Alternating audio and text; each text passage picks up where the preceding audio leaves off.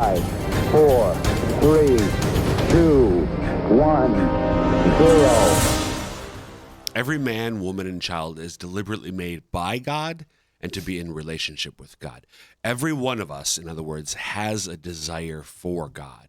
But what does that mean for the diocesan vision? What does that mean for my life? What does that mean for the lives of our families, friends, and neighbors? That's what we're going to be talking about today on Ignition. Welcome to the show. I'm your host, Dr. Chris Bergwald, and we want to set your faith ablaze so that you might live the adventure that comes from a relationship with Jesus Christ. Before we get into our topic today, we want you to know that we love listener feedback. So if you've got questions about today's episode, or if you have ideas for future episodes, please contact us. And the email address is really, really easy. What is it, Renae? Ignition. At?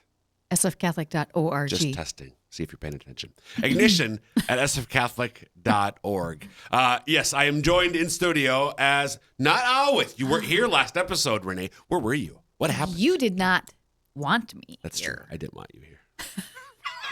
Just to be blunt, you did not want me here. You put it that way, not me. I guess we're going to have to talk about this. I guess we have to go. I think we have to go to Lord's Center for some conversations about this. Some couples counseling, or what? I don't understand. I'm terrified right now. Yeah, right. So, desire for God, abrupt transition, right? Yes, let's just drop that. We're going to drop that. So, the reason I wanted to talk about this. As I mentioned, sort of in the tease at the top of the episode, the diocesan vision, right? So we've got this diocesan vision.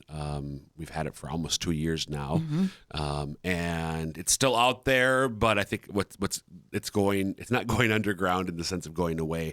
But people are thinking about it, praying about it. Some are acting on it. Again, for those who haven't heard, it's lifelong Catholic missionary discipleship through God's love. But the idea of being a missionary disciple, I think for most of us ordinary, everyday Catholics, and I said us there. Did you catch that? I did. Okay. I know I'm ordinary and everyday. Not sure about you. But. So anyway, I think the idea of a missionary discipleship particularly is intimidating. We've talked about accompaniment before and tried to clear up what it looks like to be a missionary disciple, what it doesn't look like. But I think so the idea of talking to people about my faith is intimidating, I think for a number of reasons. But I'm curious, when you think about that for yourself or asking for a friend maybe, the idea of talking about your faith to other people, do you think that for most Catholics, would you agree that it's an intimidating idea? Oh, absolutely. So why is that, do you think? Because, first of all, our society tells us don't talk about religion to other people. Yep. So that's pretty much beat into our heads that it's not an appropriate conversation with other people. Yep. Like ever, apparently. Right. Yep. Which is actually completely wrong. But our society has really taken a terrible direction in that topic. So I think there's a lot of fear. There's also a fear of rejection. Yeah. And just a fear of maybe feeling pushy or whatever it might be. There's a lot of fears attached to that one, I think. I especially like, so you named two in particular. I'm going to write them down: rejection and pushy.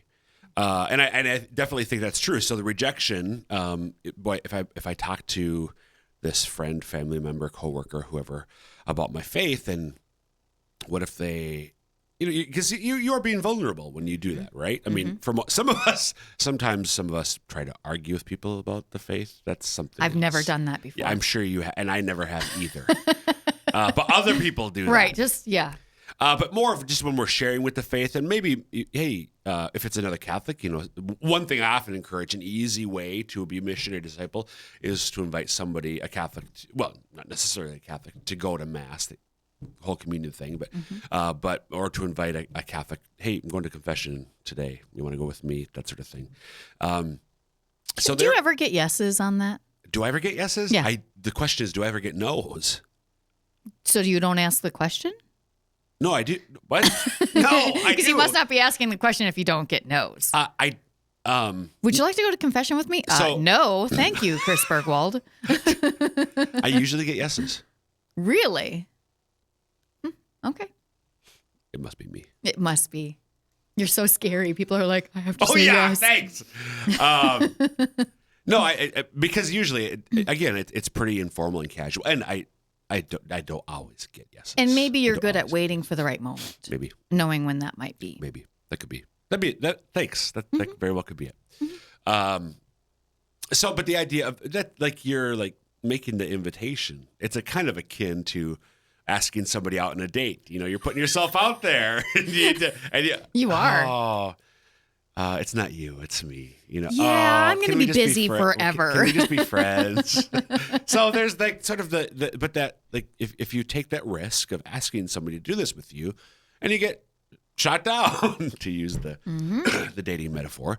That can be a hard thing. Yeah. So fear of rejection, but also, I think a fear of coming across or being received as being pushy. Again, this has never happened to me. I'm sure it's never happened to you. Not me, for sure. For sure. But we don't want people, he's shoving his religion down my throat. Like, even though nobody has ever said to me, stop shoving your religion down my throat. They haven't? No. Wow. Because you are talking to a whole different group of people. No, I just don't act towards them the way I act towards you. Oh, That's okay. what it comes down to. So we have this, even though that may never happen, I still have this fear that it will. Right. But so what does that have to do with our topic for? What do you think that has to do with our topic for today? I don't know. I forgot what our topic was. Wait, desire for God. Yes, you're correct. So now that you remember what we're talking about, do you have any guesses on the connection? I guess maybe if we don't have a desire for God, it will be difficult for us to be missionary disciples. That's a great answer, but it's completely wrong. Okay. So it will not be the last time I'm wrong today. So that actually is it is a good answer, but it's not what you were looking for. Not for the purpose of this conversation. Well, see here, for the benefit of the audience, Chris does not like fill me in on exactly what he's talking about. He'll just be like, "We're going to talk about the desire for God." Okay. I did give you a resource that you could have consulted. You did? Yes. Oh, I think you did, and I ignored you. I did. And I still have the email to prove it. I've got the paper trail. I don't remember getting that email, but okay. It was pre-sickness for you, so you probably. Oh yeah, I don't remember that. No, yeah. So, the connection for today is, as I mentioned at the top of the show, Renae, every man, woman, and child is created by God, for God, to be in relationship. So, everybody we encounter. Everybody we think or aren't thinking about inviting to Mass or confession or sharing our faith with is created by God for relationship with Him. So He has given every one of us the desire for God, for Himself. And that is a hook that we have that we hopefully can grab onto. In order to pull them closer. I mean, it's getting sounds pushy. It's more pulley than pushy. Right. So there's a. Do I have the quote here? I have a quote. I'm going to read you a quote from a saint. Okay. I'll tell you it's a saint, and then you can tell me who the saint is. If you think, yeah. Okay. I think you'll know. You are great, O Lord, and greatly to be praised. Great is your power, and your wisdom was without measure. And man, so small a part of your creation, wants to praise you. This man, though clothed with mortality and bearing the evidence of sin and the proof that you withstand the proud. Despite everything, man, though a small part of your creation, wants to praise you. You yourself encourage him to delight in your praise, for you have made us for yourself, and our heart is restless until it rests in you. Well, that's St. Augustine. Yes. So Augustine, one of the most famous quotes from any saint, certainly probably St. Augustine's most famous quotes. Our heart is restless. You have made us for yourself, and our heart is restless until it rests in you. That's true for every one of us, not just saints, not just sinful, but striving Catholics. Everybody, whatever their race, whatever their religion, whatever their creed, whatever their color, everybody has been created with this desire Mm-hmm. for God. Right. Yes. So, Show over. so that can and should be for us a consolation when we're thinking about inviting somebody to mass or Okay. confession or sharing our faith. Okay, I'm getting a furrowed Not brow convinced, from you. but you Wait, have no, to. You have to elaborate, Okay, and I know okay. you will because you've got like I got plenty of time. So 17 minutes left or something. I don't know if the purpose, certainly a purpose of the human creature, every human being, is to be in relationship. Right. That's what we're for. Like we're Right. for that. So when we are engaging in missionary discipleship, we're helping people do what they're made to do. Right. But that Okay. So I have Go so okay.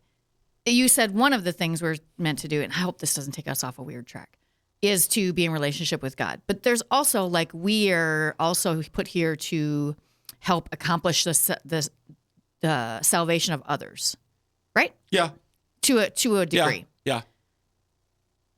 Did Adam and Eve have that same one, or was it after the fall? Then they had that. Which did they have the same which? The helping others because they should have had salvation. They were in perfect relationship with God. But God knew it was going to happen. So that's a good question. there, I know. See, That's a good question. we can just So save that for another time. Adam and Eve were also created for A relationship, with God, and they were supposed to help one another because they weren't yet in heaven. The garden was not heaven, Right. so they were called to help each other get to heaven. But they weren't mortal then, or they wouldn't have faced death until after the fall.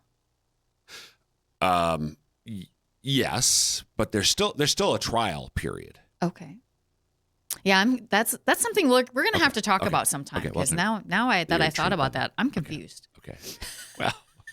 Easy. So I want to go back though. Okay. So the my point is, okay, it's not a complicated point. So but maybe I'm trying to It's not, I'm sure. Tell Maybe me I what haven't had enough caffeine. tell me today. what you're hearing me say. Why do you do that to me? I don't honestly, like, my thoughts are very scattered right now, as you can see, because I went to the Adam and Eve thing. I'm being a very bad co-host today. Say again what you said. We're all created to be in Yes. relationship with God. Yes.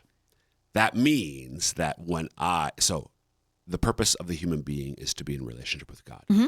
So that means that when I'm Chris Pagan. I'm not Chris Bergwald, theologian. I'm Chris Pagan. Okay. And you are Renae Catholic. And Bill's laughing over you here. are Wow. called you are called by virtue of your baptism to help me, Chris Pagan, come into a relationship with God. Right. And ultimately, hopefully, get to heaven. You are called to participate in my salvation. That's your call as baptized, and now especially as a member of the Diocese of Sioux Falls, Bishop DeGroot has made you really aware of the importance of being a lifelong Catholic missionary through God's love. Right. So you are thinking about, okay, how can I'm kind of scared because I don't want to be rejected. I don't want to come across as pushy with my friend Chris Pagan to help him become a Christian, become a Catholic, blah, blah, blah, blah, Or right? even be interested. Right. Yeah. But the fact of the matter is, so the point of this is, you can take some solace, find some consolation in the fact that whatever else is going on in my pagan life, I'm still created to be in relationship with God. Okay. So your task is not to make me into something that I'm not, or not, or even your task is not to participate in making me into something that I'm not. Your task is to help me become what I'm meant to be. And I think the key word there is help. Okay. Like, we don't have to do it all. No. Right. This is very much connected to I will often say all we can do is plant the seeds. God has to do the rest because we're not God. We can't make somebody come to the church. Well, he doesn't either. But all we can do is do the things we can do, plant the seeds, talk to people, whatever. it's going to be that person in their relationship with God that's going to bring them there. Right. So that's where you're going, I That's assume. true. But that's true. But my Oh, I'm still not there. No, it's the fact that you are helping me. You're not helping me. You're not trying to get me to do something which is completely contrary to what I Okay, am. right. You're trying to help me become something do something that I've meant to do. Yeah. Right. So you're not trying to make a pen into a hammer. A hammer. I mean, I can do some hammering. Bill's going to come over here. No, 'cause you do this all the time. No, you're pounding on his beautiful Like table. a pen. So it's not meant to. So you're not trying to make when you are doing missionary discipleship. When you're trying to help Chris Pagan become a Christian, a Catholic, you are not trying to make a hammer into a pen. Right. You are trying to make the pen The best pen it can be. the best pen it can be. You're trying to make the pen do what it's meant to be. The pen is not, for a variety of reasons, I'm a sinner. The pen's not doing completely what it's supposed to do. Okay. When we evangelize, when we are a missionary disciple, we are helping other people do what they're meant to do. Right. So that's So what you're saying then is we shouldn't be afraid to do this. Yeah, we should be. We don't have to be as afraid as we might otherwise, because even though we might be rejected, even though they may, the fact of the matter is they're still made for this. We're I've got it. He's got it. I've got it. Apparently, it's going to open my eyes. I hope so. But if you're just tuning in, you are listening to Ignition. I'm your host, Dr. Chris Bergwald, talking today with Renae Kranz about how we are all made by God, for God. We all have a desire for God. And that should be a help to us as you and I are going about the work of becoming a missionary disciple. It's gone. You forgot your... I totally did. I totally did. You had a genius moment, and now it's gone. So All right. we're oh, no, thank you, Lord. We are giving people what they truly, in the depth of their heart, want. They just don't know it yet. They may not know it yet. Yeah. That's what this all boils down to. When we are doing the work of missionary discipleship, when we're doing the work of evangelization, in whatever way, we've talked about that before on the show. It might be saying something to them, but it might just be a shoulder to cry on. It might be our prayers for them, whatever it might be. But especially when we're inviting them to do something, when we're talking to them about the faith, we're proposing something to them. We're offering something to them that, even though they may not know it, they really want. Right. That's in one way to bottom line we're talking Well, I can't think of one single person I know who came to the faith and afterward is like, man, I really wish I hadn't done that. I should go back to right. not going to church. But there be listen. So I mean I know this is a commonplace thing. There are many people who maybe have been Catholic, been Christian for years or decades. And it's still, like, they still wouldn't say this is the greatest thing ever. Right. But for them also, this is still what in the depths of their heart they want. This is still, so underneath all of the desires that we have, our desire for coffee, our coffee. It's not about the caffeine. Well, maybe a little bit. All the different desires, all the appetites that we have, underneath all of them is a desire for God. Even though we might, at the surface, be an atheist, there's no God. Not just beyond I don't believe in God. No, I know there's no God. Right. I hear you. But He still loves you. He still exists. He still loves you. And He is, in fact, the deepest desire of your heart. That sure was pushy. I wouldn't necessarily say that I'm way. kidding. But that wasn't. I think we overestimate what people will think is pushy, probably. Probably.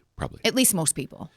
Yeah. And so what does this matter? It goes back to what you said earlier. So I want people to recognize this because I think it should help overcome some of our trepidations, some of our hesitation, some of our reluctance, some of our fear to share our faith, to talk about our faith with other people. Because again, this is really true.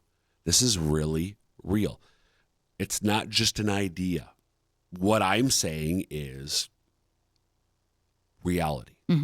That sounds like a bold claim, but that's the Catholic proposal, that every one of us is made to be in relationship with God. Every one of us, what we most fully desire is to be in relationship with God because that's how he created us. So when Joe Catholic come along and share the good news with me, even though at one level I might not be interested, there's another level where I am incredibly interested, even though I may not be aware of it at that particular moment. Or you may be busy shoving it down. Right. So we can, and I do want to, so why, well, so any questions about that? I don't think so. So why do we try to ignore this desire? Why doesn't everybody recognize when we offer to, this is what I've always wanted. Thank you so much for sharing this great gift with me. I've been looking at this for my entire life. I just didn't even realize it. Why doesn't that happen?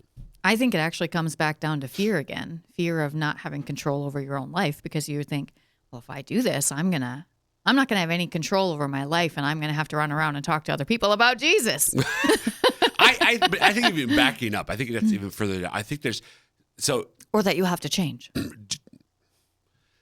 I don't think most people are aware, though, that they even have a desire for God. No, I agree. Yeah. Why is that?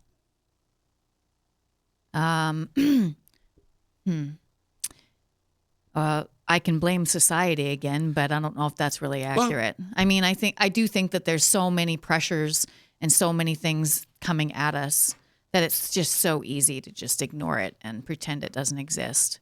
But there's also that devil guy. There is that. So I want to give a little quote actually from the Catechism of the Catholic Church. It talks about how this intimate and vital bond of man to God, so this is not just for the Christian, the baptized, this is for everybody. This intimate and vital bond of man to God can be forgotten, overlooked, or even explicitly rejected by men. Such attitudes can have different causes, and then the church names several different causes. A revolt against evil in the world. So some people look at, I guess right now as a recording, I mean, there's always war and violence going on, but we're very aware of Russia's invasion of the Ukraine right now, right? People look at that evil, or the pandemic.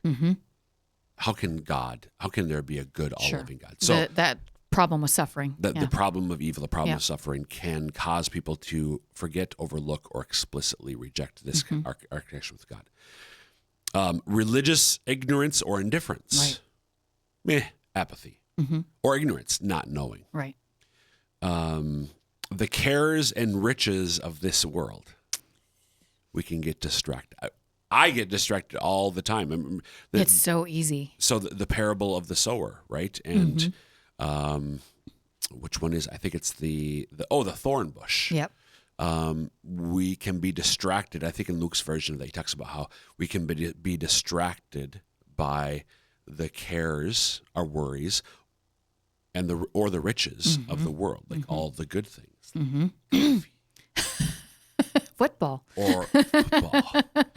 or nice houses, nice cars, nice clothes, all those things which are good things. Yes, because we obviously need clothes, right? And we don't maybe need coffee, but or football. Hold on. But even needs can become a distraction. Right. Because do I really need that nice of clothes, that nice of a house? Do I need the Nikes? Right. Exactly. So those can cause us, again, to forget, overlook, or reject our vital and intimate bond with God. The scandal of bad example on the part of believers. Oh, that's terrifying, isn't it? You and I, in a week or two ago, we're talking about planks in eyes. Yes. Right? The ways in which we do not walk the talk. that can cause other people, they see it, they notice it, and that can cause them to forget, overlook, or explicitly reject their vital and intimate bond with God. Especially if they know you're Christian and you're not acting like a Christian. Right. That's real. That can be very damaging to others. And that's especially for those of us who are Affiliated with the church. Yeah, more formally. Yeah. And I even think of even as a lower level, like being an usher or a lector or a music minister. But that's also why it's such scandal when priests do something. Yep. Absolutely. Currents of thought hostile to religion.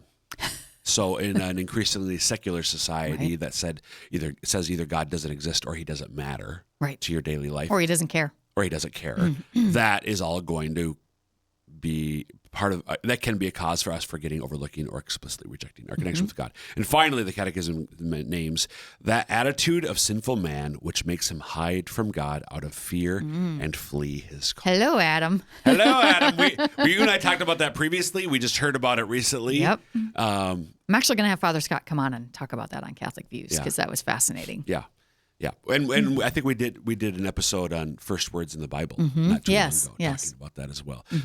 Because what's God's first question in Scripture? Where are you? Oh no, is that the first question? It's the first question. Where are you, Adam? Where are you, Adam? Where is he in relationship to God? So we are sinners, and because of original sin, we have this idea of all these false idea of gods, that he is a tyrant, that he's petty, that he's going to make us just do hard stuff because.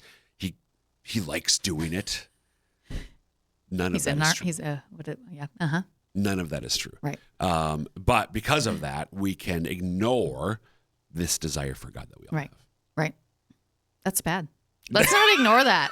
We really shouldn't. That's the moral of the story here. Don't ignore it. But again, for us as that's not the moral of the story. I'm sorry. God's love. That's not the moral of the story. Again, I'm. There is a way in which I'm talking to listeners for our own sake, but I'm also talking us as missionary disciples or would-be missionary disciples. Right. Even though we can overlook, ignore, forget, reject that bond, it's still there. Right. So, Augustine, our hearts are restless until they rest in thee. So when we're thinking about reaching out to a friend, neighbor, colleague, coworker, friend, family member, we should remember this is what they're made for. I'm giving them what they really want. Right. That helps. Makes sense? Okay, great. Yes. Thanks, Renae. Yep, thanks. And that will wrap up this episode of Ignition. Again, you can email us, ignition@sfcatholic.org, with any thoughts, questions, or ideas for future episodes. Until next time, may God bless you.